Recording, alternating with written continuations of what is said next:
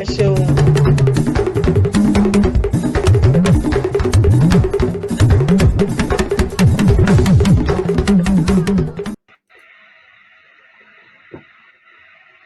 You're welcome to the program. Thank you very much, producer. Thank you. Good to be here. Okay. Good evening. Good evening, everyone. Thanks for joining us this evening. We know it's a new time, but it's the same show, educative, entertaining, with viewers and ourselves here on the other end. We're here to bring you everything you need to know in the diaspora that affects we as Africans in the diaspora. What you can learn, what can be learned that can help you and help your friends. If they're not on here, invite them to come on. I believe we have a lot to give one another on this show. It's a new name, but it's still the same show. So thank you and welcome. Today I'll be introducing what this show is about. It's still, like I said, it's the same. It's Lolasreality, new name, divided into two, in English and Yoruba Lolasreality in the second half. The main aim of the show really is to entertain and educate, like it was done. And now it's reality in itself, in that we're going to share stories of ourselves that affect us here and bring many more people here to discuss with us as time goes on. Next week, for instance, we have someone coming on to talk to us about domestic violence. My name remains Olade Maja, and I'm your host, presenter, if you like, on this show. Thank you very much. Stay with us. My story, we all have stories, I believe. My story, for example, the reason that I'm doing Lolasreality is because I, for one, I'm a stroke survivor. I say that to as many people as I get to hear, that I meet, and I want to know, because I know there's one or two stories we'll have to share. And it's good to talk because we can all learn from one another. Excuse me.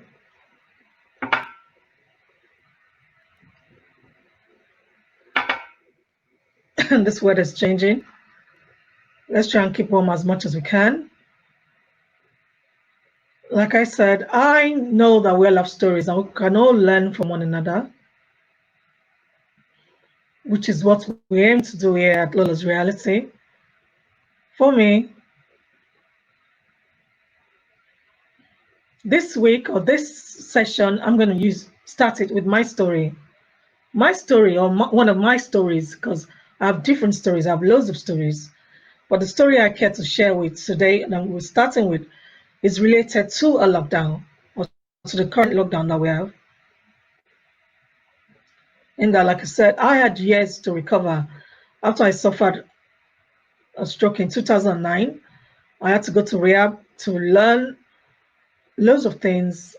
I had to learn how to get my muscle working as it should again, considering I had muscle spasticity after being in coma for 3 weeks, I believe, yes.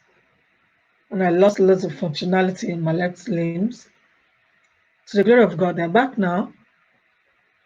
But it took a lot of recovery, a lot of time alone to learn new things. And to me, well, that was a lockdown in itself. I wasn't as social as I used to be because I'm mainly very vibrant and up and down, up and about, up and down everywhere. For those that knew me beforehand, I still am, but not as much as I used to be. So this lockdown in itself, it's a lesson because it was strange for a lot of people, but to me it wasn't a shock as such because I'd limited a lot of things I used to do. In terms, I only did what was essentially necessary. If it wasn't necessary, I wasn't really a partaker, or I didn't want to, because if there wasn't a need, then there wasn't a reason to be. So that's a lesson in itself. So at the time, I felt, oh wow, lots of people are doing things, and I'm not doing as much as I used to, as much as I want to. But things happened, things moved. That was a phase. It changed in itself. I'm back up and about. I'm doing things again. I'm even doing more things than I did before, but it was a phase. I learned, which is what I'm talking about.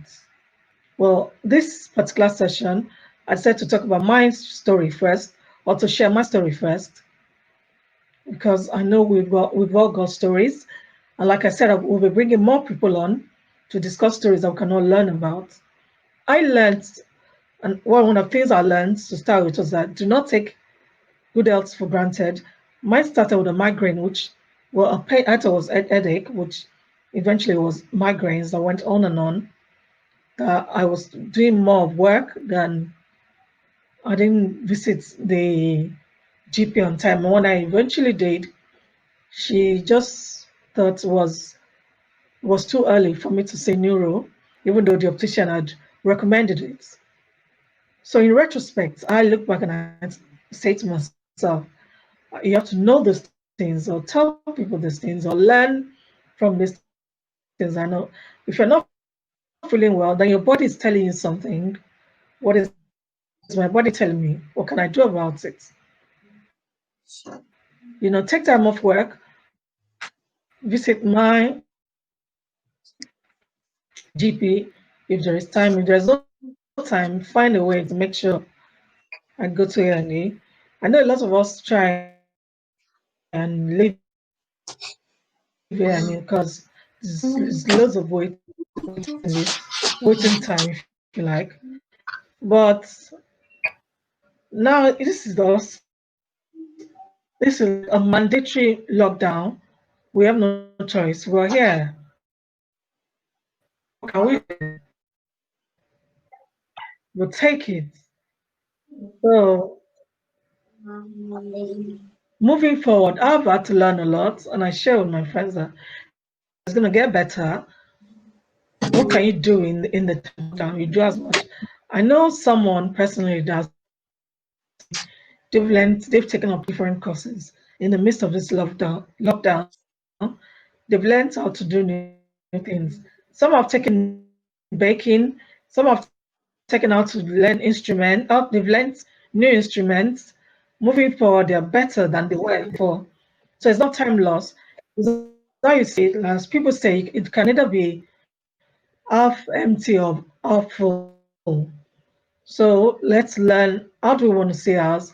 Moving forward, what do we take from it? How do we get better? So in the next half, we'll be talking about gratitude and what we're learning from this phase. How are we looking to move on post lockdown, post coronavirus? There is light at the end of the tunnel, as we know. There's vaccine and all of these things. So hopefully, fingers crossed, it will work, and we'll be back to how we were. Things will move on, and we'll learn from it.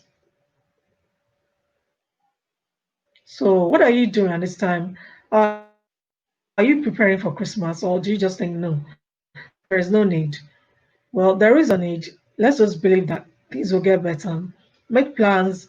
Don't be laid back or nonchalant about the future. A lot still will happen, can happen. Prepare yourself, prepare the mindset, and let's see what the future holds.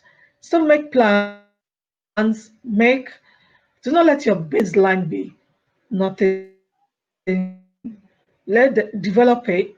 That's what I learned to do. Do not make my baseline nothing.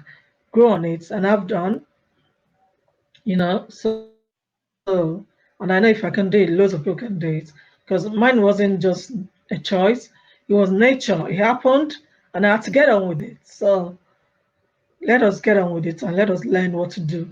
Even indoors, what can I do? What can I do post it? Can I plan towards it? When all this goes away, what am I gonna do when it's all gone? It goes. You're here. I'm here. To the glory of God. So there is future. So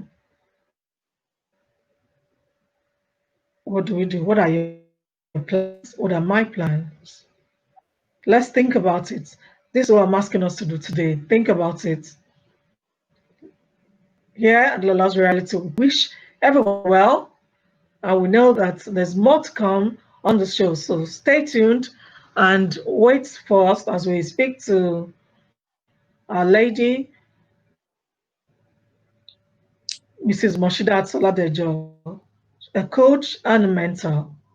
So wait on there. Again, I'm Ololade Maja, your presenter on this show, Lola's Reality. And you can also check us on www.lolasreality. I'm the publishing editor there. Excuse me.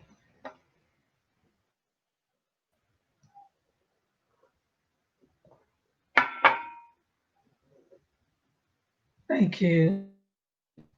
And stay tuned. Do not leave. We'll be back shortly.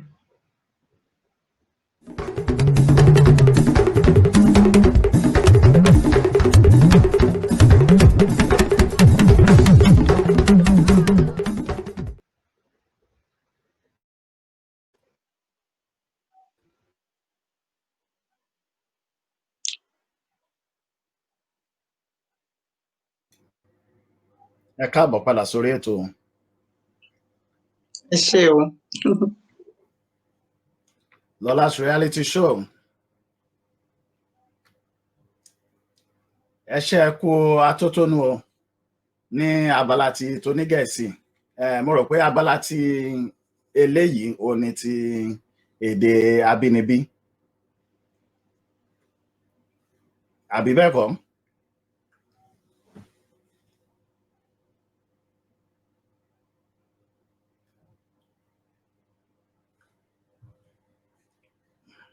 Ó dà ń pé íńtánẹ́ẹ̀tì ọ̀dọ̀ yín ń ṣe díẹ̀díẹ̀ o.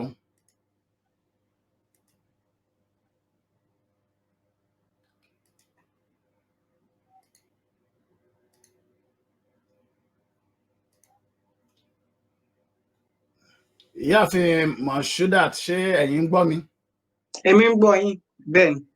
Ó dà ń pé títọ̀dọ̀ wọn ó.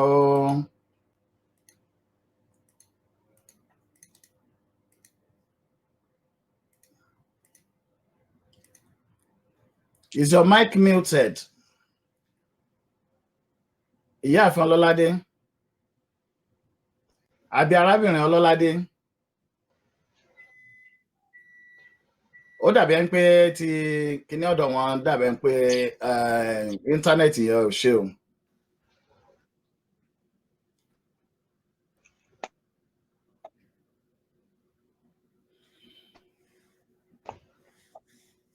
Ìyáàfin Ọládẹ̀jọ.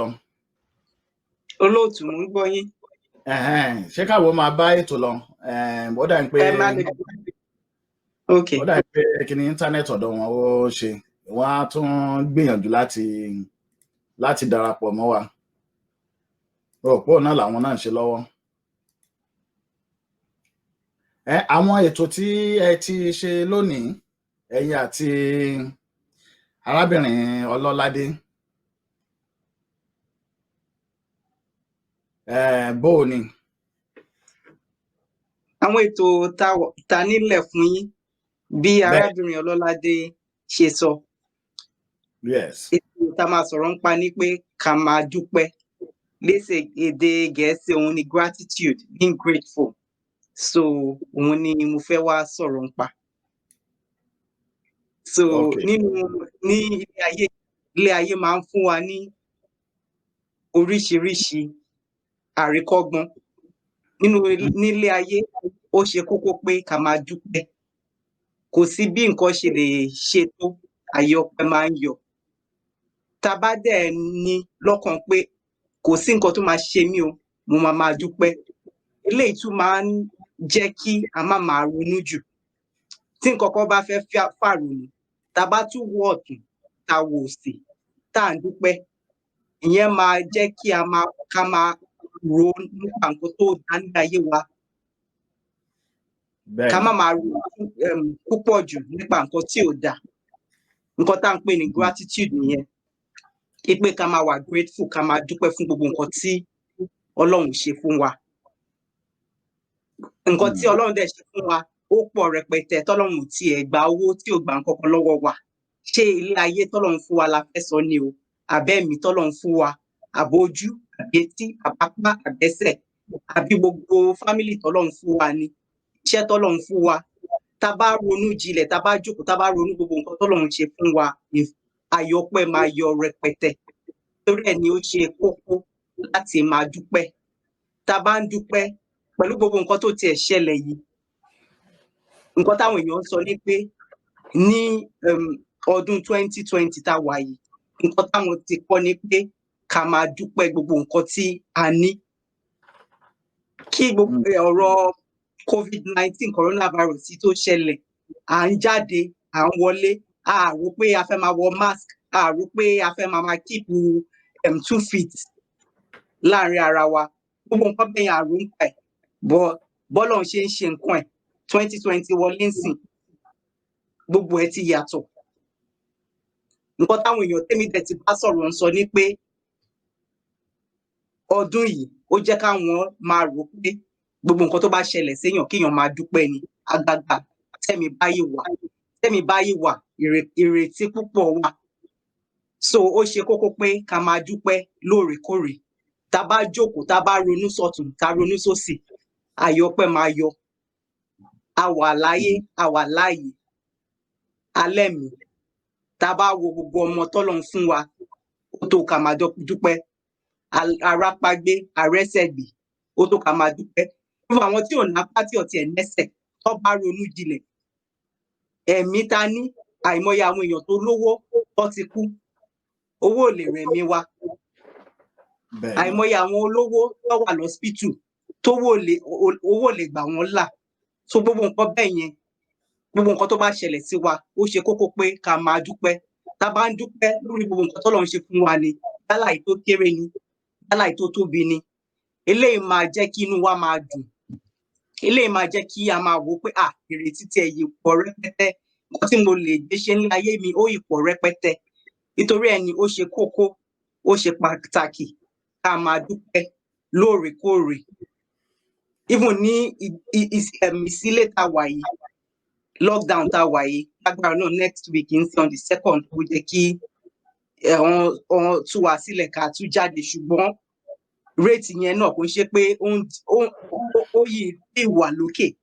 So ká má wò pé àti lórí lockdown mọ́ o, mo ò ní máa lo mask mi mọ́ o, mo ò ní máa keep hygiene mi mọ́ o. Gbogbo nǹkan yìí ó ṣe kókó pé ká yìí máa ṣe gbogbo nǹkan tó òfin tó fi lẹ̀ pé ká bá jáde o, ká máa wọ mask wa o, ká máa bomú wa, ká máa bo ẹnu wa o.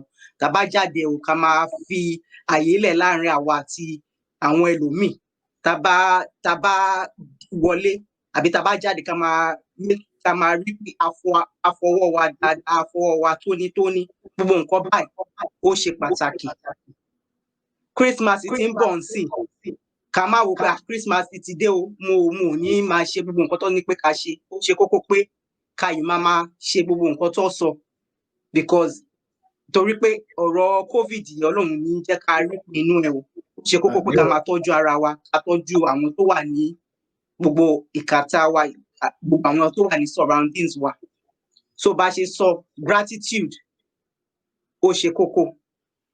Téèyàn bá ti ní gratitude, téèyàn bá ń dúpẹ́, Ọlọ́run kò tiẹ̀ sí ni gbogbo nǹkan máa lọ dáadáa. Èèyàn ò ní ráyè máa ronú pé eléyìí ṣẹlẹ̀ sí mi, eléyìí ṣẹlẹ̀ sí mi.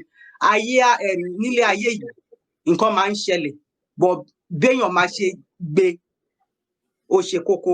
Ẹ má jẹ́ ronú jù. Tẹ́mi bá ti wà, ìrètí púpọ̀ yìí ń bẹ. Ká máa dúpẹ́ gbogbo nǹkan tọ́lọ́run ṣe fún wa. A wà láyé, a wà láàyè. A rójú, a nétí, a nímú, à ń jáde, à ń lọ. Ọlọ́run ń ṣọ́ wa, ó ń ṣọ́ gbogbo ẹbí, ó ń ṣọ́ ará wa, ó ń ṣọ́ gbogbo fámìlì wa. Kí là wá ní dúpẹ́ fún? Ẹ jẹ́ a máa dúpẹ́. Even pẹ̀lú gbogbo nǹkan tó ń ṣẹlẹ̀, pẹ̀lú gbogbo ìsílé yìí, gbogbo lockdown yìí, gbogbo nǹkan tó ń ṣẹlẹ̀ yìí, gbogbo ẹ̀ ó yé Ọlọ́run. Kò sí ni àyè ọpẹ́ yìí wà. Because tá bá ronú jinlẹ̀ ni a máa pé Ọlọ́run máa ṣe o. Gbogbo nǹkan tí àti ẹ̀ kà kún ni a wá ń kà kún sìn. Kéèyàn má lè jáde láì bomú bo ẹnu. Gbogbo ìgbà tá bá ń jáde ń sìn, a máa rí pé a fi àyè lẹ̀ láàrin àwa àti ẹlòmíì gbogbo nǹkan tá àti ẹ̀rù ń pa tẹ́lẹ̀. So nísìn a wá ń ronú jinlẹ̀, a wá ń rí pé nínú gbogbo nǹkan tó ṣẹlẹ̀, Ọlọ́run yìí fi àyè ọpẹ́ lẹ̀. Nítorí ẹ̀ ni ó ṣe kókó kí a máa ní gratitude. Even àwọn míì wọ́n máa ń ní ìwé tán máa kọ́ wípé lénìí o mo máa kọ nǹkan mẹ́ta tí mo ò dúpẹ́ lé lórí. Àwọn míì wọ́n máa ń pè ní gratitude journal. So wọ́n máa kọ lójoojúmọ́, wọ́n lè kọ nǹkan mẹ́ta. Lénìí o mo dúpẹ́ o, mo sùn láyọ̀, mo jí láyọ̀ o. Lénìí mo dúpẹ́ o, nǹkan rere yìí ṣẹlẹ̀ sí mi o. Lénìí mo dúpẹ́ o. Téèyàn bá ń ronú, téèyàn bá ń rò nípa gbogbo nǹkan dáadáa tó ń ṣẹlẹ̀ síyàn, kò ní jẹ́ kéèyàn máa ro nǹkan tí ò dáa tó ń ṣẹlẹ̀ àbí nǹkan aburú tó ti ṣẹlẹ̀. Nítorí ẹ̀ ni ó wà important. Àwọn olóyìnbó máa ń sọ pé it's important to shift your perspective. Ẹ má máa wo gbogbo, ẹ má máa ronú jù nípa nǹkan tí ò dáa. Nígbà míì ó kókó pé bí ilé ayé ṣe rí, ìgbà míì nǹkan máa lọ sókè, ìgbà míì nǹkan ò ní bí a ṣe fẹ́. Àmọ́ báwo la máa ṣe gbé? Tá a bá ń wò ó pé nǹkan tó ṣẹlẹ̀ yìí o, kí ló ń kọ́ mi? Ìyẹn ṣe kókó. Kí ló jẹ́ kí ni nǹkan tó ń ṣẹlẹ̀ yìí tí mo ò fẹ́ràn, kí ló ń kọ́ mi? Kí ni mo lè ṣe ń pa ẹ̀? Gbogbo nǹkan bẹ́ẹ̀ yẹn ìyẹn dájú kéèyàn máa wò kí ló dé ó lè ṣẹlẹ̀ sí mi o? Téèyàn bá ti ń ṣe yẹn, ó lè fa ìrẹ̀sì ọkàn, kéèyàn máa wà depressed. So ó ṣe kókó pé gbogbo nǹkan tó bá ṣẹlẹ̀ séèyàn ká gbà fọ́lọ́run. Torí pé tá a bá wọ̀tún, tá a bá wòsì, tẹ́mi bá ti wà, bá a ṣe máa ń sọ, ìrètí púpọ̀ yìí ń wà. Tẹ́mi bá wà, ìrètí púpọ̀ yìí ó yìí bẹ̀rẹ̀ pẹ̀tẹ̀. So gbogbo ibikíbi tá a bá wà, àwa tá a wà in the diaspora pẹ̀lú gbogbo lockdown yìí, ó ṣe kókó pé ká máa dúpẹ́. Torí ẹ̀ ni a ṣe wá sọ̀rọ̀ nípa gratitude. Arábìnrin Ọlọ́ládìmájà wọ́n ti sọ̀rọ̀ fún wa nípa ìgbà táwọn ní stroke. Wọ́n dẹ̀ yìí ń dúpẹ́. Àìmọye àwọn èèyàn ló ti go through nǹkan oríṣiríṣi. Bọ̀ kò sí bí ilé ayé ṣe rí, àyọpẹ́ yìí máa yọ. Kò sí ní bó ṣe lè sọ pé àtìgbà tọ́lọ́run ti bí mi o, mo ò tí ì go through challenge kan àbí mo ò tí ì go through nǹkan kan tó fì mí. Kò sí ni a máa go through ẹ̀. Àmọ́ tó bá ti ṣẹlẹ̀, má ronú ju nípa nǹkan tó ti ṣẹlẹ̀ sẹ́yìn. Máa ronú bó ṣe máa sún síwájú nílé ayé ẹ̀. Máa dúpẹ́ fún gbogbo nǹkan tí o yìí ní. Tí o bá ń rò gbogbo nǹkan ní aspect yẹn, kò ní jẹ́ kí o máa ronú nípa àwọn nǹkan tó ti lọ. Àwọn míì nǹkan lè ti ṣẹlẹ̀ sí wọn tó jẹ́ pé àwọn nǹkan wọn ó ti lọ, àbí owó wọn ò náwó bó ṣe lówó tó, àbí wọn ò ní mọ́tò bó ṣe ní mọ́tò tó, àbí nǹkan kan àbí nǹkan míì. Àmọ́ gbogbo nǹkan tó bá ṣẹlẹ̀ sí wa, ẹ ṣáà jẹ́ a yìí máa dúpẹ́. Torí tá a bá ń dúpẹ́, ìyẹn ló máa jẹ́ kí ọkàn wa lè máa wò pé kí ni nǹkan míì tí mo lè ṣe o? Ìgbésẹ̀ wo ló jẹ́ kí n ṣe o? Àmọ́ tá a bá yìí wà níbi pé kí ló dé tó lè ṣe ṣẹlẹ̀ sí mi o? Kí ló dé tó lè ṣe ṣẹlẹ̀ sí mi o? Ní máa ronú àti máa gbé ìgbésẹ̀ láti máa sún wa síwájú. So tá a bá ti ń dúpẹ́, ó máa tún jẹ́ kí ilé ayé wa máa lọ síwájú sí i. Nínú gbogbo ẹ̀sìn náà ló máa ń sọ. Èmi Muslim ni mí. Gbogbo nǹkan tó bá ń ṣẹlẹ̀ sí wa máa ń sọ alhamdulillah, adúpẹ́ fọ́lọ́run. Àwọn Christian náà gbogbo nǹkan tó bá ṣẹlẹ̀ wọ́n á ní Ọlọ́run adúpẹ́. Gbogbo ẹ̀sìn ni àwọn àbáláyé náà wọ́n máa ń dúpẹ́ ni pé ẹ dúpẹ́ fọ́lọ́run gbogbo ẹ̀. So gbogbo ẹ̀sìn náà ló mọ̀ pé ó ṣe kókó ká máa dúpẹ́. Tá a bá dúpẹ́, a máa rí púpọ̀. Ẹ jẹ́ a máa dúpẹ́ lóòrèkóòrè. Tá a bá ronú jinlẹ̀, a máa rí pé àyọpẹ́ yọ rẹpẹtẹ. A wà láyé, a wà láàyè. Tá a bá ní million, billion, trillion, trillion, kò lè ra ẹ̀mí wa. Àwọn olówó ọlọ́lá tó ní owó púpọ̀ nínú àkáǹtì wọn, gbà tí ọlọ́jọ́ dé, wọ́n ti kú. Owó wọn kò gbà wọ́n là. Ọlọ́run tó wá jẹ́ ká wà láyé, tó wá jẹ́ ká wà láàyè, kí là wá ní dúpẹ́ fún? Tá a bá jí lójoojúmọ́, nǹkan tó jẹ́ kó kọ́kọ́ jáde lẹ́nu wa ni pé Ọlọ́run ò ṣé o, tó jẹ́ kí n jí láyọ̀. Tó jẹ́ kí n sùn láyọ̀, tó jẹ́ kí n jí láyọ̀. Tá a bá tún gbogbo nǹkan tó bá ṣẹlẹ̀ sí wa, ká ṣáà máa rí pé à ń dúpẹ́. Torí pé tá a bá ń dúpẹ́, ìyẹn ló máa jẹ́ kí inú wa, ọkàn wa, á máa jẹ́ kí gbogbo ẹ̀yà ara wa á máa dunnú. Àwọn èèyàn láti àwọn èèyàn tó dẹ̀ ti ṣe research wọ́n wò pé gratitude àwọn èèyàn tó bá ń dúpẹ́ tára wọn ò bá yá wọ́n máa ń tètè recover ara wọn máa ń tètè yá torí pé wọ́n ń dunnú pé tó bá ní gratitude yẹn tó bá rí ní gratitude yẹn wọ́n máa ń tètè ara wọn máa ń tètè yá ju ẹni tó yìí ń ronú pa nǹkan tó ń ṣẹlẹ̀ sí lọ. Àwọn èèyàn náà ọ̀dẹ̀ nínú àwọn research náà ìgbéyẹ̀wò náà ti ní pé àwọn míì tó bá ṣe operation àwọn tó tètè dúpẹ́ àbí tó gbójú trauma tó gbójú tí nǹkan kan ṣẹlẹ̀ sí wọn tí ò dùn sí wọn nú tó bá yìí dúpẹ́ wọ́n máa ń tètè sún síwájú ju ẹni tí ó yìí ń ronú nípa nǹkan tó ṣẹlẹ̀ sí lọ. So tá bá ronú síwájú tá ronú sẹ́yìn tá gbé sọ́tún tá gbé sósì a máa rí pé ó ṣe kókó ó ṣe pàtàkì ká máa dúpẹ́. Inú ìdúpẹ́ yìí náà a bá wò pé a fẹ́ máa ṣe gratitude journal ìyẹn náà dá. Àwọn èèyàn máa ń sọ pé àwọn máa ń ṣe gratitude journal tẹ́lẹ̀ máa ń ṣe bọ̀ nísìnyí mo tiẹ̀ fi bẹ́ẹ̀ ṣe mo kàn máa tẹ́mi ìgbà míì tí máa kọ́ lójoojúmọ́ tí máa dúpẹ́ ọ̀sùn mo máa ń kírun. Àmọ́ ká máa rí pé à ń dúpẹ́ because tá bá ń dúpẹ́ ìyẹn ló máa ṣe àǹfààní fún wa nílé ayé wa. Ká máa dúpẹ́ lóòrèkóòrè tá bá jí ká máa dúpẹ́ tá bá lọ síta náà ká máa dúpẹ́ tá bá tiẹ̀ wo tá wo ọ̀tún tá wo òsì tá wo oòrùn tá wo òṣùpá tá wo igi tọ́lọ́run dá tá wo omi tọ́lọ́run dá tá rí gbogbo àwọn ẹranko tọ́lọ́run dá ṣéyẹn ò tó ká máa dúpẹ́ ó tó ká dúpẹ́ ó tó kí a máa dúpẹ́ fún Ọlọ́run ọba nǹkan tọ́lọ́run ṣe fún wa ṣé ti àwọn ẹbí wa ni ti àwọn ọmọ wa ni ti ará wa ni Ọlọ́run tó ń ṣọ́ wa tá ń lọ tá ń bọ̀ láyọ̀ àtàlàáfíà gbogbo àwọn tí wọ́n ti lọ kò ń ṣe pé a dá jù wọ́n lọ kò ń ṣe pé àwa ń ṣe ìmọ́tótó jù wọ́n lọ àánú Ọlọ́run ni.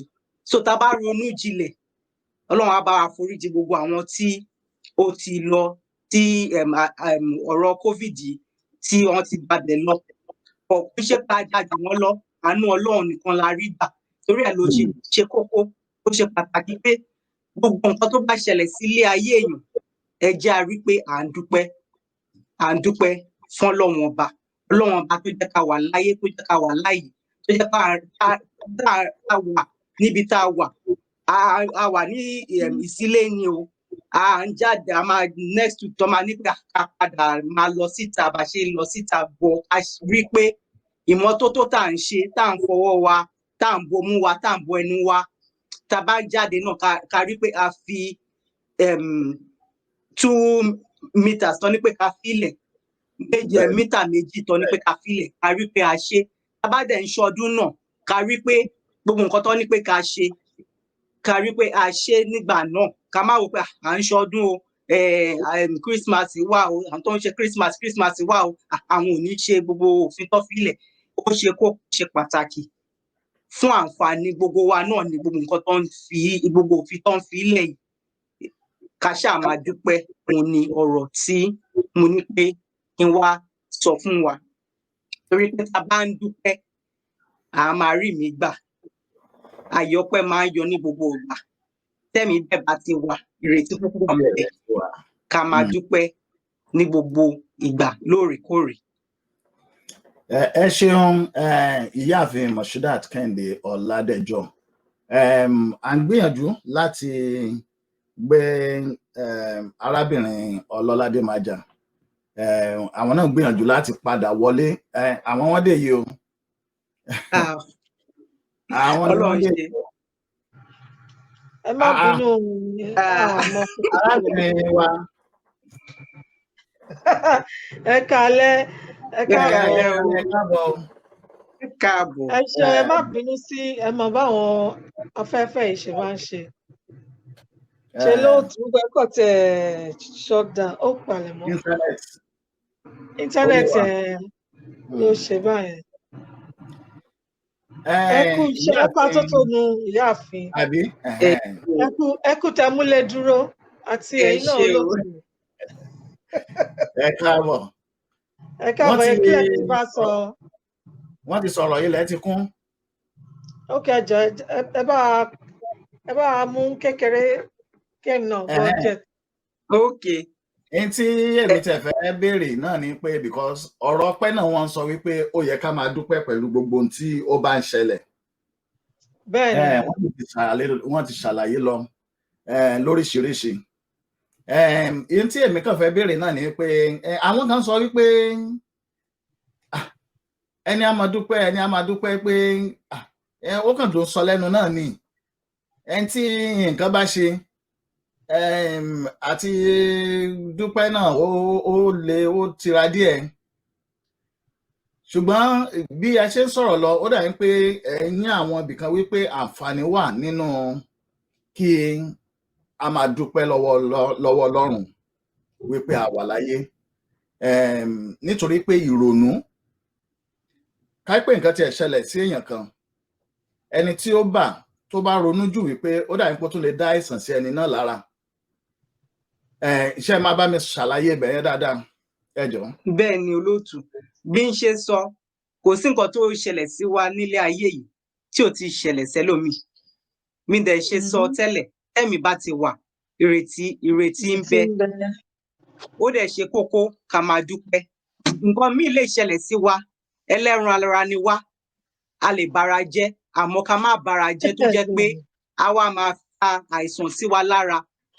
Àìsàn tó tẹ̀ tún lè fa sí wa lára á tún ju nǹkan tó tún ṣẹlẹ̀ lọ, tó jẹ́ pé èèyàn máa tún máa náwó lọ́tùn lósì. Kò sí ni tí nǹkan tí ó bá ṣẹlẹ̀ síyàn tí ò bá dùn mọ́yàn nú, kò sí ni èèyàn lè fẹ́ máa ké àbí kéèyàn máa wò kí ló lè ṣe ṣẹlẹ̀ sí mi.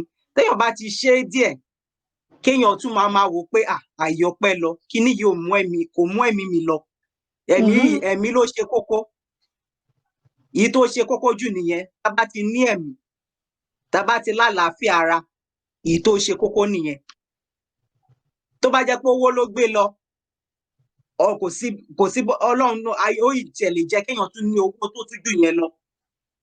Tó bá jẹ́ pé nǹkan tó ṣẹlẹ̀ séèyàn, àìsàn kan ló ṣẹlẹ̀ séèyàn, téèyàn bá tún wò, téèyàn bá ronú jinlẹ̀, téèyàn bá lọ sọ́spítù, àìsàn tó tún ju àìsàn téèyàn ń sọ lọ, àwọn míì níbẹ̀ wọ́n wà lọ́spítù, wọ́n dẹ̀ yìí dúpẹ́.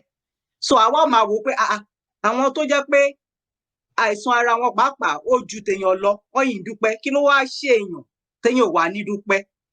Àmọ́ téèyàn bá ń ro tara èèyàn nìkan, téèyàn bá ń banújẹ́, eléyìí pàápàá ó lè fa ìrẹ̀sì ọkàn tó ń pè ní depression. Tí depression tó bá pọ̀ jù, ó lè fa àìsàn oríṣiríṣi sí àgọ́ ara wa.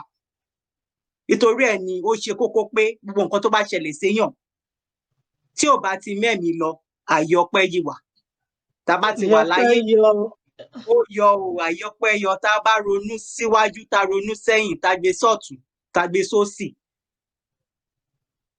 ààyè máa dúpẹ́ ni, torí pé tẹ̀mí bá wà, ìrètí púpọ̀ yìí ni. Ẹ ṣeun gan ìyáàfin Moshodat. Ní abala bíi tí a ti ń sọ̀rọ̀ nípa ètò onígẹ̀ẹ́sì tí ẹ kọ́kọ́ ṣe ká tó bọ́ sí ti bí èdè abínibí, arábìnrin Ọlọ́ládé Màjà wọ́n sọ nípa ìrírí wọn nígbà tí wọ́n ní kí lẹ sọ pé níná. Okay, crisis, stroke. Stroke yẹn ni wọ́n máa ń pè ní pé àrùn tí ó máa ń rọ̀yàn ní ọwọ́ àtẹsẹ̀, àbí ìyáàfin Moshodat? Táwọn Yorùbá máa ń sọ bẹ́ẹ̀ náà. Tí wọ́n máa ń sọ bẹ́ẹ̀, ṣùgbọ́n àwọn náà la rí ní òní yìí wípé ara wọn ti yá, wọ́n sì lè wá sọ̀rọ̀. Ìyáàfin náà tún ní mi rí, àbí ṣe rí yẹn ilé bá mo ti rí yín rí dáadáa o. Àyọpẹ́ púpọ̀ yọ o. Látọ̀hún títí dìsìn, adúpẹ́ mi. Ká ṣáà máa dúpẹ́ ni. So nípa èyí, òun náà ní pé ọ̀rọ̀ tí wọ́n sọ nípa kéèyàn máa dúpẹ́. Ìbéèrè ọ̀hún mo wá fẹ́ mú wá sí ọ̀dọ̀ arábìnrin Ọlọ́ládé Màjà wípé ẹ̀yin ti la nǹkan kọjá. Ó ṣeéṣe kí àwọn èèyàn kan ní ìsinyìí káwọn náà mọ la àwọn nǹkan kan kọjá. Kò di dandan kó jẹ́ pé bóyá irú ètò ṣẹlẹ̀ sí yín ni títẹ̀lómìn bí ìyáàfin wa ṣe sọ ó lè jẹ́ pé nípa ti ètò ìnáwó ó ní irú tẹ́ni a ti rí àwọn èèyàn tó jẹ́ pé nítorí pé ètò ìnáwó wọn ó forí sánpọ́n tí wọ́n bẹ́ gìjà tí wọ́n lọ pokùnso ẹlòmíì ó lè jẹ́ pé ibi tí ìpèníjà wọn ti wá nìyẹn ní ààyè òní owó dé títẹ̀lómíì ó lè jẹ́ pé ọ̀rọ̀ tó ní tọlọ́kọláyà ni ṣẹ̀mẹ̀ pé ńgbà míì nílùú òyìnbó wá bí ó dàbẹ̀ ń pọ̀ díẹ̀ tó jẹ́ pé bóyá bí ìṣòro títí apá ti tàwọn wà nìyẹn títẹ̀lómíì sì ní ó lè jẹ́ pé nípa ọ̀rọ̀ ìlera ìyẹn tó jẹ́ health. Ìyáàfin wa arábìnrin wa Lọ́ládé Májà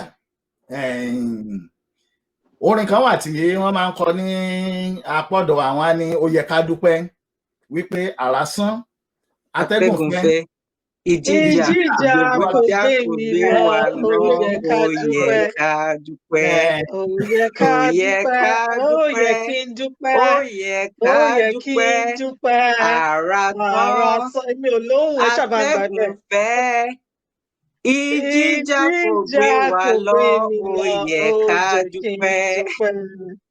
Ẹ ṣe ìyáàfin àwọn pé òun tẹ̀yìn dáná. Ẹ ṣe.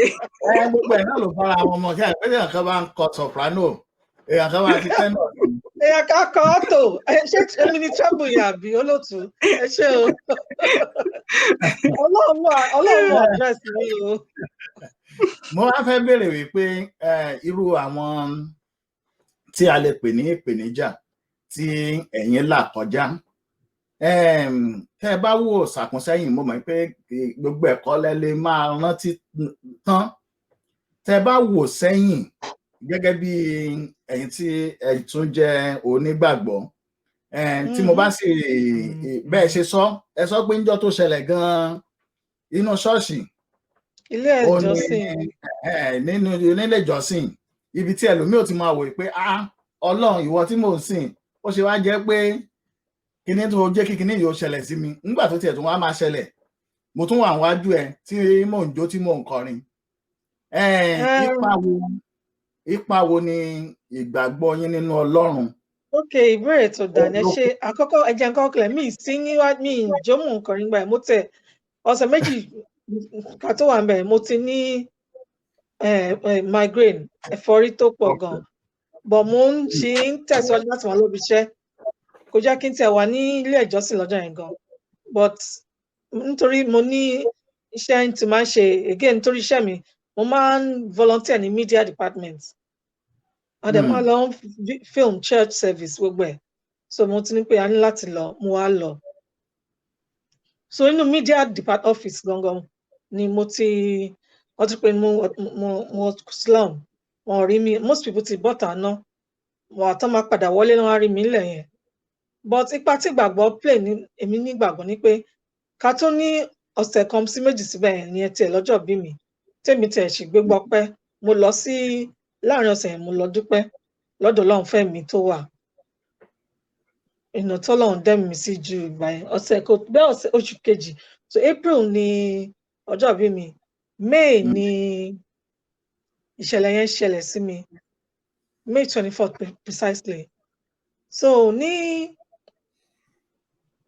bó ṣe ṣẹlẹ̀ gbàrà tó ṣẹlẹ̀ yẹn àwọn olùṣọ́mi àti àwọn ará wọ́n gbé ètò àdúrà kalẹ̀ náà nígbà tí wọ́n sọ wọ́n dẹ̀ pé fóònù mi wọ́n pe àwọn ẹbí mi wọ́n pe àbúrò mi tó pe mọ́mísí mi ìyá mi àwọn náà bẹ̀rẹ̀ sí ní gbàdúrà wọ́n sọ fún wọn pé wọ́n ti pe ambulance mo lọ sí wọ́n gbé mi lọ sí hospital báyìí lọ́wọ́ pàdé mi bẹ̀ so ní ìgbà tí máa débẹ̀ ó ti tọ́wọ́ ọ̀rọ̀lẹ́ wọ́n dẹ̀ sọ pé something must be done urgently in fact it was a 50-50% chance for the operation but ìgbàgbọ́ ìyá mi ní pé ilé yẹn ó máa lọ ó dẹ̀ máa padà kò sí nǹkan tó máa ṣe even like I said mo wà ní abala first part mo ní mo wà ní coma for 3 weeks because after the operation I didn't open my eyes you know. Kọ́mà kọ́ ni wọ́n ń pè ní pé èèyàn dákú lọ. Ṣó dákú lọ ni mi ò mọ̀ òun ilé sọ bẹ́ẹ̀ kọ́mà ni ó yá ẹ máa bọ́rọ̀ lọ. Bẹ́ẹ̀ ni èèyàn dákú lọ tí èèyàn wà ní in between ayé àtọ̀run. àwọn èèyàn ti ń bá wa sọ wípé ẹ mọ̀ di aríkúyẹrí mọ̀ nìyẹn. No, ó funny òun ni o Kuti one of my grandmothers wọ́n máa tẹ́ pè mí ní ayọ́rùnbọ̀. olórí Ìyábọ̀lá Odúwọlé Dórè ni wọ́n sọ yìí wọ́n ní aríkúyẹrí olúwa ṣeun o. ẹ ṣeun arábìnrin náà. ó yá ẹ máa bọ́rọ̀ yín bọ̀. So ìgbàgbọ́ bẹ ṣe mò ń ní ìbéèrè yín kí la fẹ́ aríkúyẹrí olúwa ṣeun. Ipa wo ni ìgbàgbọ́ pé èmi tún nígbàgbọ́ pé nǹkan Bíbélì sọ wá pé ká má gbàgbé Ọlọ́run nínú èwe wa. Bẹ́ẹ̀ni. Do not forget God in your youth. So Yorùbá tún máa sọ tí wàá máa rántí ètò Yorùbá tá a sọ yìí wọ́n ní tí wàá dán mi tútù síwájú á máa tẹ̀lé tútù. Ṣé mọ̀? A dúpẹ́ fún ìgbà wa rẹ̀ dúpẹ́ fún ẹ̀jẹ̀ Kristi tó kú fún wa. So kò sẹ́ni tó pé tán mí ní pé mo pé tán but mo ní ìgbàgbọ́ nínú ẹ̀jẹ̀ ọ̀dọ́ àgùntàn àti ká ti ẹ̀sìn tá ti sin síwájú. Mo ní ìgbàgbọ́ tí wàá ṣiṣẹ́ fún mi nígbà tí pé òkè ní iṣẹ́ tó ṣẹlẹ̀ because like I said I wasn't cover me ìmọ̀ nǹkan tó ń ṣẹlẹ̀ mọ́ but Ọlọ́run pé ṣì dúró because ó máa pé àwọn this ẹni yìí ìkan nínú àwọn àgùntàn mi ni so that played a part ó ṣe nínú ẹ̀ ìgbàgbọ́ ṣẹlẹ̀ then ìgbà tí mo tún lajú tí mo padà wá sáyé bí arábìnrin ṣàṣù pé èèyàn lè máa wà depressed tó bá ronú jù yíyà fún wa sọ̀rọ̀ mi bẹ́ẹ̀ni so mo ní àwọn àsìkò míì tí máa ronú pé why èmi ó ṣe jẹ́ mi because nígbà tá à ń sọ yìí mo wà nínú 30s I was 32 in fact wọn tí mo wà ní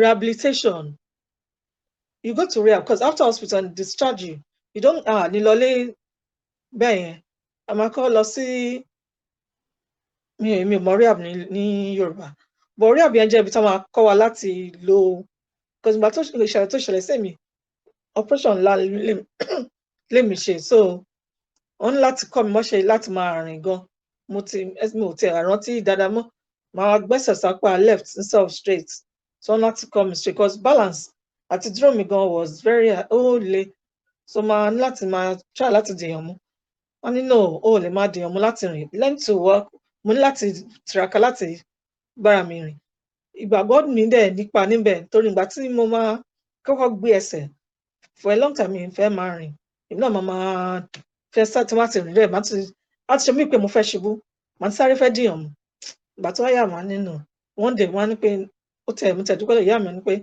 o lè ṣe kíní so was garden ní alẹ́ ọjọ́ yẹn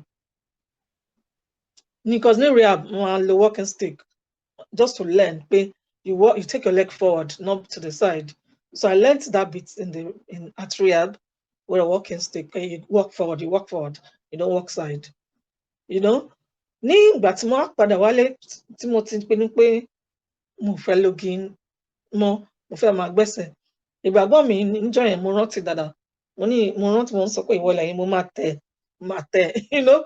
mo dẹ̀ jẹ́ èèyàn kan tó ń lọ sí ilé ìjọsìn tá a máa ń sọ irú àwọn àdúrà bẹ́ẹ̀ yẹn pé ogun èṣù kó di wíwó ẹ̀ṣẹ̀ mọ̀ tá a máa ṣe ẹ̀ṣẹ̀ wọlé mẹ́yẹn so níjọ́ yẹn tí mo àgbẹ̀sẹ̀ yẹn mo sọ mo máa wọlé yìí mi ló ní ẹ èmi Ọlọ́run ló ní ẹ mi lọ́nà. bí wọ́n ṣe wá sọ pé ọmọ Jésù ẹgbẹ́sẹ̀ sókè ẹ̀ tẹ̀ súnmọ́lẹ̀. ẹ̀yin ló sọ èmi kan mo sọ mo tẹ̀ súnmọ́lẹ̀ lọ́jọ́ yẹn. láti mọ̀ pé lóòtú gángan náírà má lè ṣàtìrìn yín o. àbí ara díẹ̀ nínú orin ṣọ́ọ̀ṣì náà ni wọ́n mú lọ tí wọ́n lọ fi kọ èyí tí wọ́n kọ. òun ni ọmọ Jésù náà ni wọ́n kó tó wọ́n ya bàrà síbẹ̀ ni. orin ìsọjí wa nígbà aládùúrà lọ́hùn. everything no originates láti ṣe mọ̀ pé most of these things don originate láti inú ìgbàgbọ́ àwọn náà ya bàrà lọ́bẹ̀ ni. so mo tẹ̀ mọ́lẹ̀ so it was the starting point ibi ìbẹ̀rẹ̀ nìyẹn nǹkan tí mo fẹ́ fi kún láfikún mo sọ pé, like I said, Lolasreality, the online magazine, màá fẹ́ káwọn èèyàn gbìyànjú láti lọ wò www.lolasreality. Nǹkan tó, one of the things tó bí was express me. Ẹ jọ̀ọ́, ẹ dúró fún ìṣẹ́jú kan. Any www.lolasreality.com. Sorry. Wọ́n náà mo fẹ́ sọ pé ẹ̀ tán. Kó má jẹ́ pé yóò máa wá ni wọ́n wà ní pé àmọ́ níbi tí wọ́n ní a lọ. Yes, ẹ ṣe olóòtú. Ọlọ́run àtúbọ̀ fi mọ̀ kú mọ̀. It's www.lolasreality.com. Once again, www.lolasreality.com. So nǹkan tó bí nìyẹn, nǹkan tó ṣẹlẹ̀ sí mi gan ló bí. Because ní kí ó tó ṣẹlẹ̀, like mo ti wà nínú journalism for 4 years. Then from there I went to business analysis. But ó wá jẹ́ pé ìyẹn jẹ́ newsprint. So, and to do that, you have to interview people. You go around a lot. I cover events. You know, I've been in Royal Albert to cover massive events, and our consultant type of that, and it was a newsprint, Shema. Oh yeah, the story media tower by town worrying. So nígbà tí ìṣẹ̀lẹ̀ yìí ṣẹlẹ̀ sí mi tí mo ní okun àtagbára láti máa lọ kiri bíi ti tẹ́lẹ̀. Mo ṣì mọ̀ ní pé iṣẹ́ tí a pè mí sí ni màá ṣe talent mi ni. So mo ń kọ́ máa kankan lé gan. Mo ń pèèyàn lórí phone, màá ṣe interview. Mo wá ní pé kí ni, what's the way forward? I have to continue doing what nǹkan tí màá ṣe, mo ní láti máa ṣe. Ni ó fi bí pé okay, màá set website, internet ṣẹlẹ̀ mọ́ pé wọ́n ní pé gbogbo ohun a máa ṣiṣẹ́, ìgbàgbọ́ tó wá, ohun gbogbo á ṣiṣẹ́ pọ̀ fún rere. All things work together for good for those who trust the Lord. I believe Ashan Kopo. So ní ó wá já sí ìgbà tí gbogbo internet technology today, people we're not even really into newsprint anyway. All things were online. So even if I was to start a magazine in terms of paper print, it wouldn't have been advisable. It told láti bẹ̀rẹ̀ ní ìgbà yẹn was the online magazine, because everything was online, you know. Even BBC online, even all the big newspaper, they still have their online version. So ni ó wá dá pé okay, I'm going to be realistic and just set up Lolasreality. So nǹkan tó bí nìyẹn. So ìgbàgbọ́ ó play part in me. Ìbéèrè yín kejì ni pé kí ni ohun tí wọ́n sọ fáwọn aráalé? Ó lè má jẹ́ nípa ìlera, ó lè jẹ́ iṣẹ́. Ìgbà míì a rí pé ẹlòmíì lè máa ṣiṣẹ́ kó wá ní ìdádúró díẹ̀. Èmi máa pè ní, excuse me, nǹkan tí mo pè fúnra mi tí mo dẹ̀ máa gbìyànjú láti pè fún àwọn ni pé ẹ járe bí àsìkò ìsinmi or a short time out. One of my aunties, mo mọ̀ ṣe máa sọ Yorùbá, but one of my older aunties said this to me at the time. To my auntie, feel fun, you know God is working behind the scenes, don't you? Because she knew one more pé èèyàn tó nígbàgbọ́ gan ni mí. No, need to turn, God is working behind the scenes. I know. And obviously, you need a marry ní ìgbà yẹn gangan, but the rest assured pé Olúwa ń ṣiṣẹ́ lẹ́yìn. So tó bá jẹ́ iṣẹ́ gan ló dá yàn dúró, ẹ mọ̀ pé tá bá ní ìgbàgbọ́, tá dẹ̀ ń wáṣẹ́ míì, èyí tó dájú, èyí tá ti tọ́ dá yàn dúró yẹn á yọjú. But kò ṣe pé a máa kó sí abẹ́ dúvé pé àwọn ti lé mi kúrò níṣẹ́, ayé ti tán, ayé ò tán, ayé sì kù jaburata, you know. Ọlá kù sẹ́yìn, máa lọ ṣèkọrin yẹn. Jaburata. Ọlá ò tán, ọlá kù sẹ́yìn, jaburata. Ẹ ṣeun.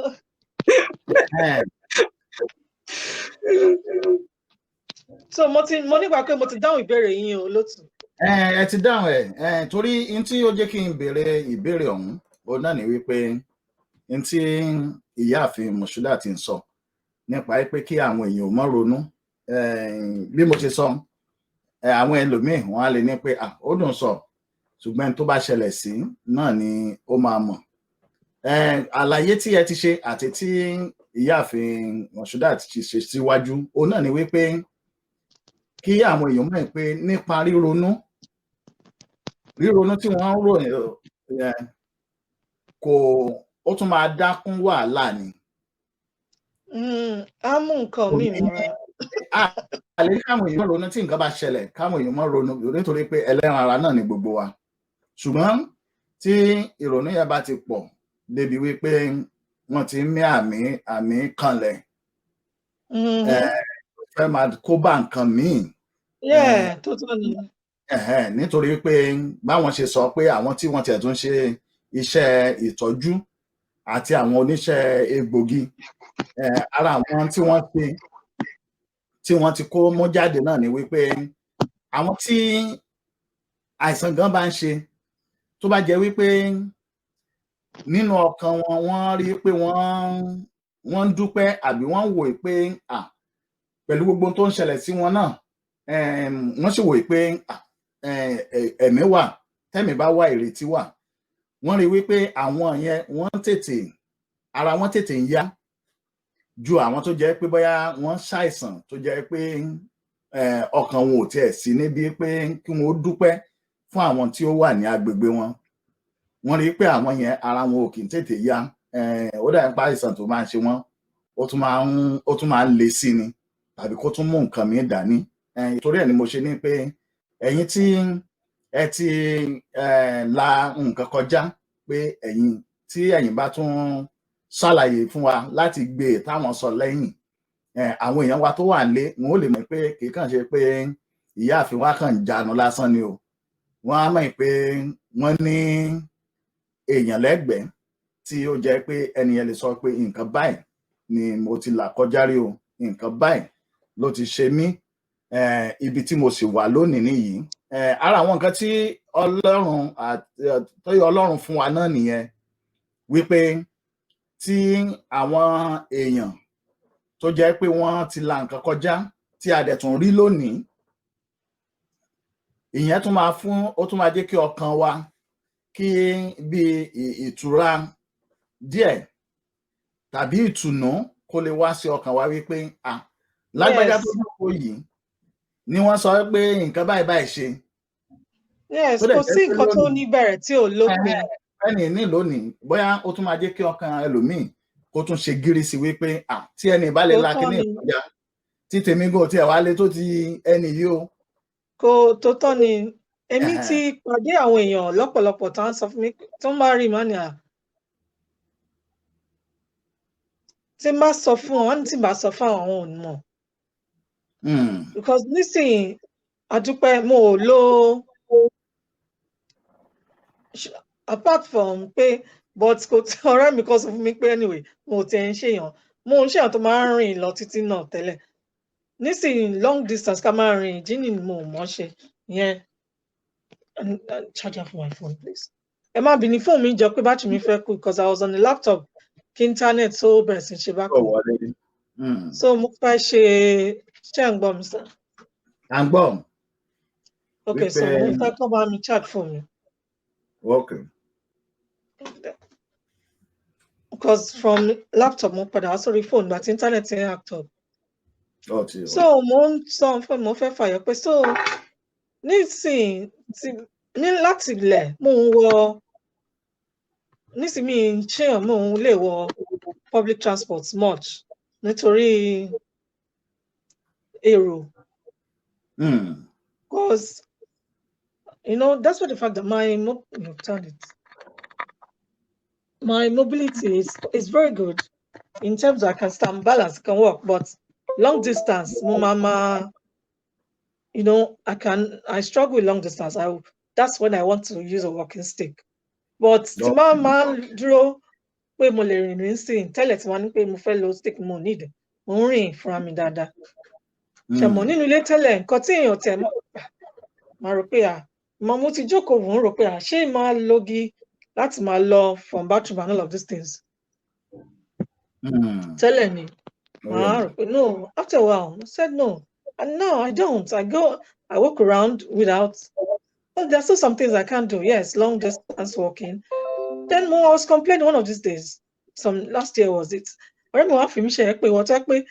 Even when I had my child, push chair, buggy. I still used to drive to the corner shop. So I'm just saying that. But then you think, I'm over Rokini. If only. But the truth is that Taba Rodada for our Kini ta rò pé unlucky ni gan. The possibility pé àníṣe gan tí èèyàn bá ṣẹlẹ̀ sí wa ó wà mi mọ̀ bí nǹkan tí mo sọ yé yín. Ó yé mi yégéyégé. So mo máa ń rò ọ̀rẹ́ mi ló wá pè mí ṣàkíyèsí ẹ̀ pé Lọ́lá, you are overthinking this thing, that the reason tó ṣe is because of this. She said, I was one of the first people to talk, even before I got a car, I'll call a cab to go anywhere. When I was 18, when, I was like that. I would talk, all right. If we don't stop rent to my go, okay, cab to my go. So, but nígbà tí ìṣẹ̀lẹ̀ yìí wá ṣẹlẹ̀, mo ti wá gbàgbé, for some fun reason, mo fúnra mi mo tẹ̀ gbàgbé pé irú èèyàn báyẹn mo jẹ́. Mo kàn lè joke kí n rò pé because tí eléyìí ò bá ṣẹlẹ̀, màá ti change car mi, màá ti ra mọ́tò, màá ti drive lọ síbi. Bẹ́ẹ̀ni. Màá rò bẹ́ẹ̀, á dùn mí. Then ìgbà míì màá tún rò pé if I don't have a car, if there's no car, I used to work in Central London at the time. Matilo train. Mashamaro, like, if you also only in your malice depression. Your brother's about me, I think sorry, I will to Tony. Arokon Faikun Asun da. So ní àwa run nígbà yẹn máa ronú gan gbà mí pé ó ṣe jẹ́ mi èmi kò sí mi Ọlọ́run náà ni, could be anybody really. And bá ṣe sọ síwájú ó lè jẹ́ nǹkan mi, ó lè jẹ́ ọ̀nà iṣẹ́. Àwọn ẹlòmíì wọ́n lè èèyàn kan sọ fún mi lọ́jọ́ kan, wọ́n ní tó bá tẹ̀ wà lọ́nà tí ó wá lọ travel nǹkan kí plane já. So there will not be a recovery process. At least now, ìṣẹ̀lẹ̀ mo wà ní hospital, mo gba treatment. Okay, fine, mo lọ coma, but I recovered. My muscles were all weak, so I had to learn I had to go in rehabilitation. So mo ṣe gbogbo yẹn process ni. Fine, it was a setback, but èmi ò jà. It could have been the other way. Ó lè ti lọ ní ọ̀nà mìíràn tó pé èmi já. And everybody wà lámọ̀ pé kò sí rehearsal lọ́rọ̀ èmi, tó bá ti já náà ni. Ọlọ́run jẹ́ kẹ́mi wá kákúkú òjijì. Àmín o. So iṣẹ́ náà pẹ̀lú iṣẹ́ náà wà sẹ́mu ti iṣẹ́ náà. Bẹ́ẹ̀ni. Gbogbo tí à ń sọ ẹ̀yin ará ilé náà ni wípé gbogbo tó bá ń ṣẹlẹ̀ sí wa ẹ jẹ́ kí a máa dúpẹ́. Ẹni tó bá ń dúpẹ́ àti òwe Yorùbá àti títí tàwọn ẹlẹ́sìn ló sọ wípé ẹni tó bá dúpẹ́ àná yóò tún rí ìmí ìgbà. Tí a bá ń dúpẹ́, ìyẹn jẹ́ kí a mọ̀ wípé in tó ń ṣe wá, a sì ní gbàgbọ́ wípé ọjọ́ ọ̀la máa dára ju ti àsìkò yẹn lọ. Àwọn àtàrábìnrin wa Lọ́ládé Májà àti ìyáàfin wa ìyáàfin Moshudat Kẹ́hìndé, wọ́n máa padà wá ní ọ̀sẹ̀ méjì tó ń bọ̀.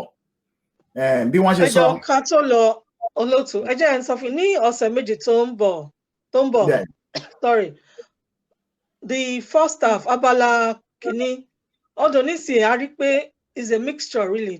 Lolasreality now is a mixture láàmà sọ Yorùbá àti English papọ̀. But ní ọ̀sẹ̀ tó ń bọ̀ ẹ jẹ́ ká gbìn ọ̀sẹ̀ méjì tó ń bọ̀ ká gbìyànjú láti darapọ̀ mọ́ wa. Again, a ní olùdásílẹ̀ iléeṣẹ́ Purple Bodies tí wọ́n máa bá a sọ̀rọ̀ nípa domestic abuse. ó jẹ́ káwọn náà bá darapọ̀ mọ́ wa lẹ́nìí but nǹkan kan àbí ìkejì ò jẹ́ kán lè wà lẹ́nìí but adúpẹ́ lọ́wọ́ ìyáàfin wa Moshidat tó gbà láti wá lẹ́nìí again ẹ ṣé gan ẹjọ́ rẹ ṣó yìí o Olúwa dúpẹ́ fún yín gan ẹ ṣé ìfẹ́ tẹ ní tiwọn Ọlọ́run nífẹ̀ẹ́ yín náà inú mi dùn láti a máa rí yín bá àmín o. So bí ṣe sọ Purple Bodies CEO ọmọ àgbàdàkọ a máa bá obìnrin àtọkùnrin sọ̀rọ̀ domestic abuse àmọ́ pé ó ń ṣẹlẹ̀ báwo la ṣe lè ṣe báwo ẹ̀kọ́ like I said reality Lolasreality is talking about a máa sọ̀rọ̀ nípa nǹkan tó realistic things tó ń ṣẹlẹ̀ sí wa ní diaspora Africans in the diaspora ẹ̀kọ́ tá a máa kọ́ bá ṣe máa ṣe ìgbésẹ̀ tá a lè gbé àwọn organization tó lè ràn wá lọ́wọ́ etc things like that immigration and all of these things watch this space I love you and I'm going to leave you good night Ọlọ́run á fi ṣe ẹ̀ṣọ́ gbogbo wa sí o. Ìyá àfin láti àwọn tẹ́ fẹ́ pè wá lọ́sẹ̀ méjì tó ń bọ̀ àwọn náà ni wọ́n sọ pé àwọn wà ń bí o wípé àwọn náà ti wà ní orí kọ́mẹ́ǹtì wa tí àwọn fi kọ́mẹ́ǹtì síbẹ̀ láti jẹ́ káwọn èèyàn wọ́n mọ̀ pé tó bá dìgbà náà àwọn ó fi ojú hàn sí orí pápá níbí. wọ́n ṣe mọ̀tà ọkọ̀ wà mẹ́. wọ́n fẹ́ káwọn èèyàn wọ́n mọ̀ ni. Ẹ ṣeun olórí Ìyanu Ṣọlá Odùwọlé. Bẹ́ẹ̀ ni wọ́n ní. Ẹ ṣe àdúpẹ́ o gbogbo ẹ̀yin tí ẹ ti darapọ̀ mọ́ wa tẹ́ ń bá ní kí n máa ka orúkọ lọ àfẹ́ ẹ̀ka dọ́là àfẹ́ kí gbogbo yín. Ẹ ṣeun o. Ẹ ṣe àdúpẹ́ o. Ẹ jọ̀ọ́ ní ọjọ́ Sunday òun náà ni ètò ń lọ ní ọ̀dọ̀ wa níbí yìí bó tilẹ̀ jẹ́ pé ọ̀sẹ̀ méjì òun ni ti tàwọn Lolasreality ló máa ń wá. Ẹ jọ̀ọ́ ẹ lọ wo www.lolasreality.com tó bá dọ̀sẹ̀ méjì wọn ó padà wá ṣùgbọ́n ní Sunday tó ń bọ̀ a tún pàdé àwọn ikọ̀ míì láti máa bá wa sọ̀rọ̀. Ìyáàfin Rashidat Moshidat ló fẹ́ sọ lórúkọ mi. Ẹ ti pé gbà kí o. Moshidat. Ẹ ṣeun àdúpẹ́. Ẹ ṣé o. Àwọn àríyìn ẹ bá wa kílé o. Ẹ ṣé o. Ó dàbọ̀ o. Ó dàbọ̀. Ó dàbọ̀ ẹ ṣé o. Arábìnrin Ọlálé Májà ẹ̀yin náà ẹ ṣé o. Ẹ ṣeun olóòtú ẹ ṣeun. Ọlọ́run fi ṣe ẹ̀ṣọ́ gbogbo wa. Àmín o, àmín o. Ẹ ṣé àwọn viewers wa Olúwa dúpẹ́ fún yín ẹ ṣé tẹ́ darapọ̀ mọ́ wa kẹ́ni nice weekend not weekend sorry gbogbo wíìkì ọ̀sẹ̀ rẹ̀ la jẹ́ fún wa òdèrè fún gbogbo wa. Àmín àṣẹ o. Ire á wá wa rí ní ìlà oòrùn ìwọ̀ oòrùn gúúsù àti àríwá. Àṣẹ wá. Àní jáde lẹ́kùn lọ́wọ́ àní jáde lárùn lọ́wọ́. Àmín o. Ayọ̀ á máa wá wa rí. Olúwa ẹ ṣeun Olúwa wà pẹ̀lú yín tọmọtọmọ. Àmín ẹ ṣe gan lóòtú. Ó dàárọ̀ o. Ó dàárọ̀. A rí lọ́sẹ̀ méjì tó ń bọ̀ lágbára ẹ̀jẹ̀ Kristi lágbára Olúwa. Àmín. Àmín. Àmín. Àmín o ẹ ṣeun.